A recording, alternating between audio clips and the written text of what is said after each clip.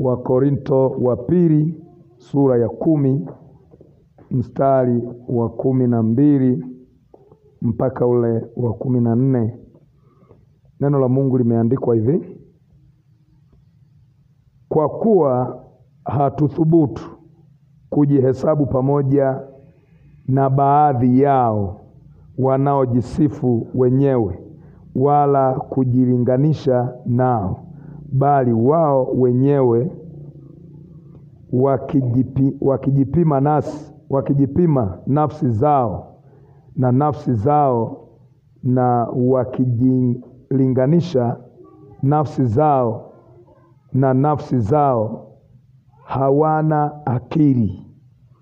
Lakini sisi hatutajisifu zaidi ya kadiri yetu, kwa kadiri ya kipimo tulichopimiwa na Mungu, yaani kadiri ya kufika hata kwenu.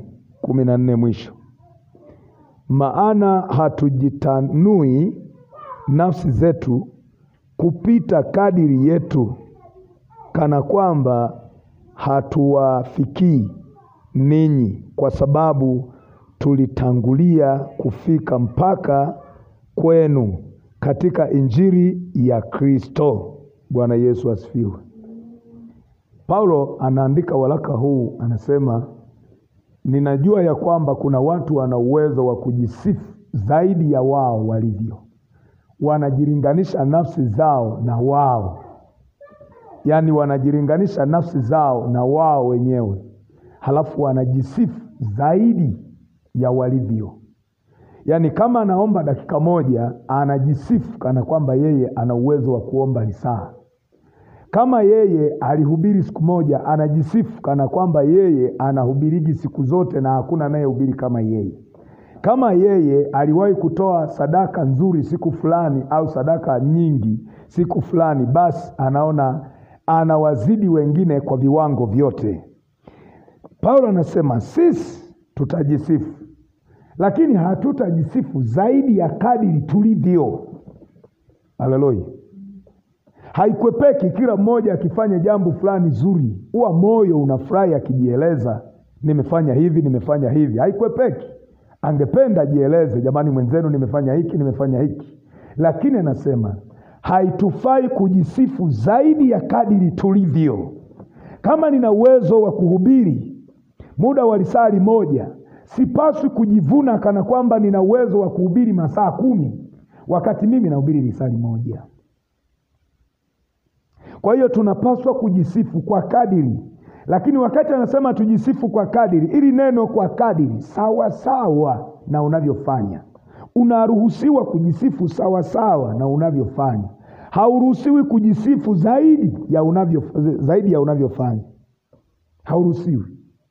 Unaweza kueleza watu, jamani mimi mwenzenu kweli ibadani naenda, lakini mahudhurio yangu namfurahia yule bwana mmoja alisema yeye, mimi ni Mkristo lakini sio sana kivile, kwa sababu sijahudhuria ibada miezi mitatu.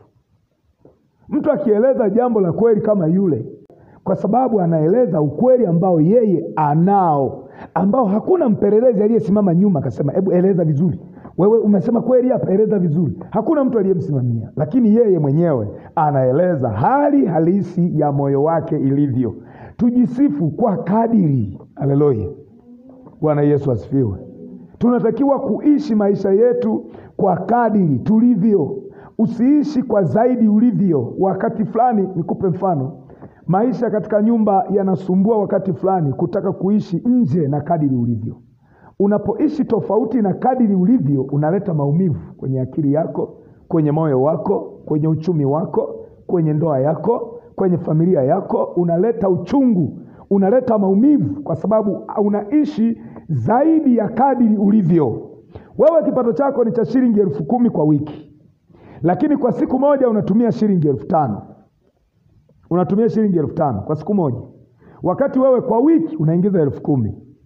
Sasa ina maana hii 10,000 unatumia ndani ya siku 2. Hizi siku zingine 5 unatumia nini kama sio madeni?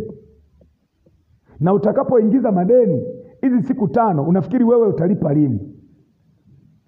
Ishi kwa kadiri, fanya kwa kadiri, fanya kwa kadiri. Ninakumbuka mwaka mmoja tumeingia hotelini kula chakula. Sasa kuna mtu mmoja alipata wivu kwa sababu ya jamaa ameagiza kuku, akasema naomba kipaja cha kuku hapo. Kaagiza, kakaa pale. Bahati mbaya yule alikuwa ni kijana mdogo sana.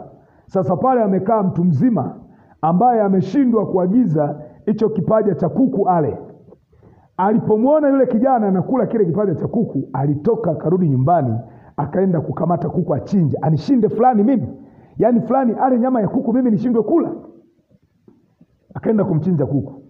Akasahau yule, inawezekana ameuza mayai ya kuku 3 au 4, amekuja kununua nyama.